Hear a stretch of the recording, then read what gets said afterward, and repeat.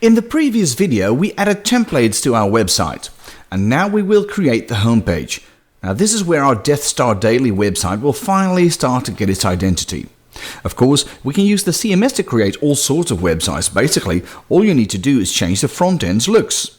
First, let's spice up our site with some CSS. In our main layout, I'll just wrap the text in our number 1 heading in an anchor tag, linking to the homepage.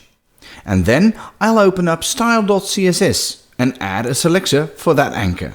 Now let's see. First of all, we'll set the display to inline block.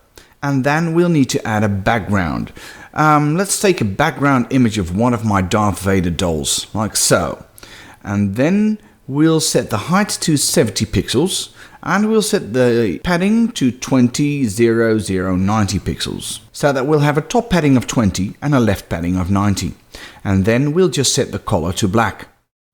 Now we need a hover style for that as well. And let's set the text decoration to none and the color to black. And while we're at it, let's select the top 3 headings and set the font family to Georgia Serif, so that it will get that newspapery look. Also, we'll go to the config CMS file and set our site name to something more appropriate. Now let's see how that looks. That's much better already. Now, we've made it so that we have access to page data everywhere, remember? And that's cool because now we have access to the value for template 2. Now let's open up our page controller and plan our code. First, we'll need to fetch the data for the page we are visiting. And then we'll need to set a subview and load the layout, much like we did in the admin section. Now, we'll need different data for every template, won't we? So we'll set up methods for that. Let's first create a private method called _page. This will fetch any additional page data. For now, we'll just have a dump welcome from the page template. Now, let's duplicate this method and create similar methods for homepage and news archive. And in the index method, we'll define a method variable and set it to the current page template, preceded by an underscore. And then we'll call that method. So, if we have a template called homepage, we'll call method _homepage. And if we have a template page, that's right, we'll call _page. So, let's check to see if that works. Well, that looks like it's working. But what if in the future we create a template and forget to add a private method for that? Now that could get us into big trouble, so I would like to handle that in some way. Let's check to see if the method exists. We'll use PHP's method exists function for that. We'll pass the class as the first parameter and the method name as the second. Now, if the method exists, we'll call it. If it doesn't, we'll log exactly what went wrong, and then we'll throw a pretty generic error to the page for the user to see. Okay, let's go fetch the data for the homepage now. Now I would like to show 6 news articles like you see on the screen here. So we'll show the first one in a container with a span 9 class.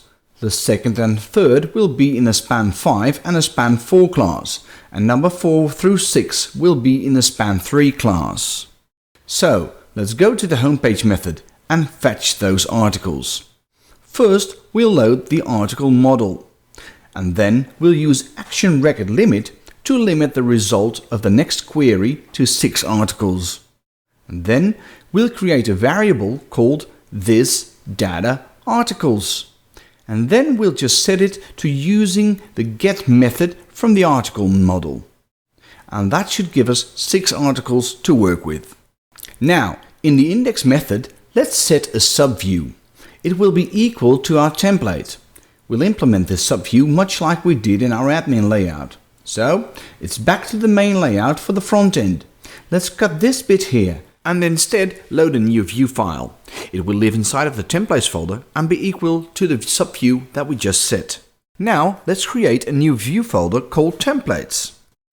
And inside of that folder, create 3 view files: homepage.php, page.php, and news_archive.php. Now we'll work with homepage.php first. Here we'll paste in the HTML that's still in our clipboard. And now, inside of our main content area, we'll create a div with a class of span 9, a div with a class of span 5, and a div with a class of span 4. Inside of the sidebar, we'll just create an unordered list with a single list item. Now, let's go into our CMS helper and set up a helper function to return an excerpt for an article. We'll call it get_excerpt. It will take the article as the first parameter and the number of words we wish in the excerpt as the second. Let's just set that to 50 for now. Inside, let's start by setting up an empty string and return it. Then we'll set a variable which will hold the URL to the full article. Now that will be article followed by a slash, followed by the article ID, followed by another slash, and followed by the article slug. Next, we'll set the heading. That will be a number 2 heading. Now inside, we'll create an anchor to the URL we just created. The title will be the text.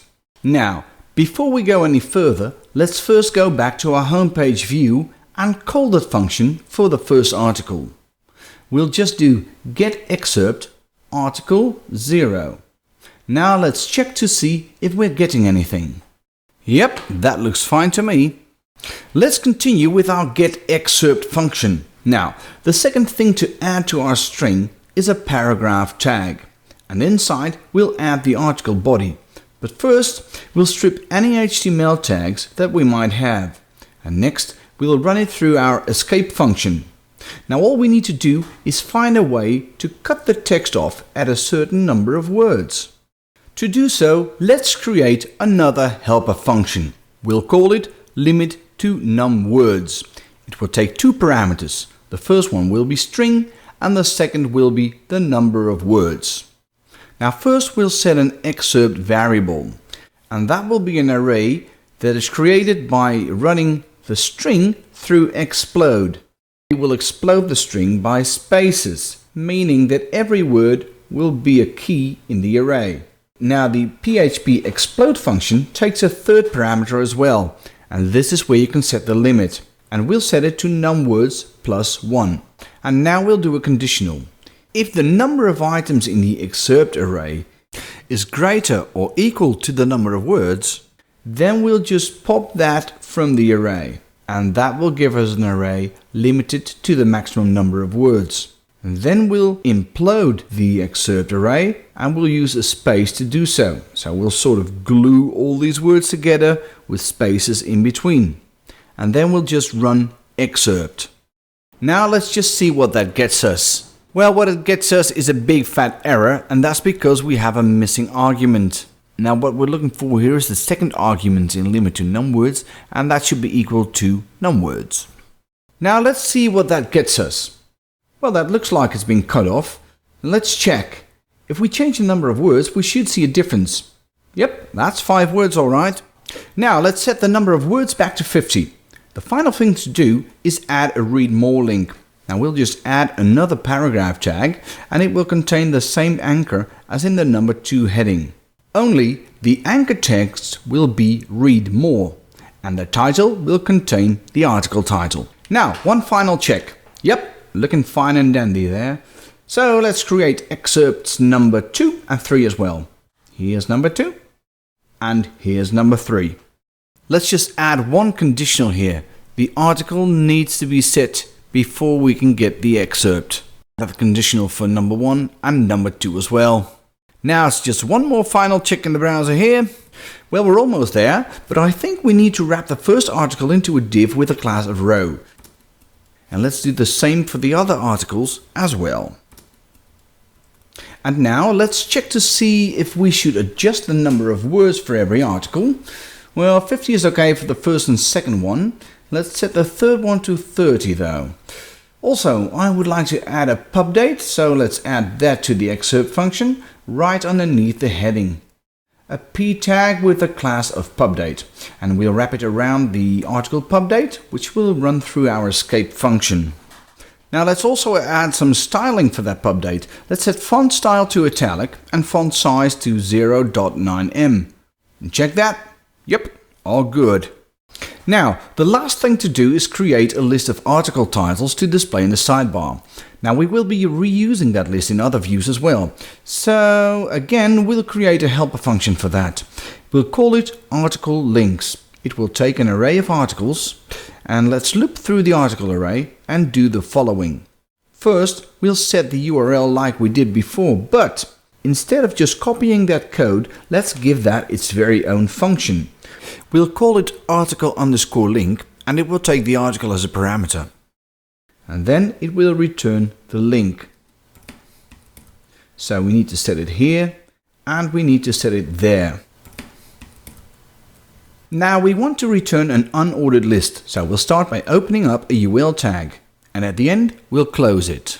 Now let's go back to our view file and slice our articles array. We need to set the offset to 3, so the first 3 articles are removed, and then we'll just call the article links function and pass in the articles array. Now let's check in the browser. Yeah, that already looks good, but it could do with just a little bit of styling. So in the homepage view, into the sidebar, I'll just add a class of sidebar, and then in styles.css, I'll just target the anchor tag for h2 and the anchor tag for h3, and I'll set the color to black, and then I'll add a sidebar h3 selector, and I'll set the font size to 1em, and the line height to 1.2em, and the margin bottom to 0. And then I'll set the sidebar UL to a margin left of 0 and to a list style type of none. Now let's just do one more final check. Yeah, that looks pretty dandy to me. That wraps it up for our homepage template. Next in line is the news archive template. Stay tuned!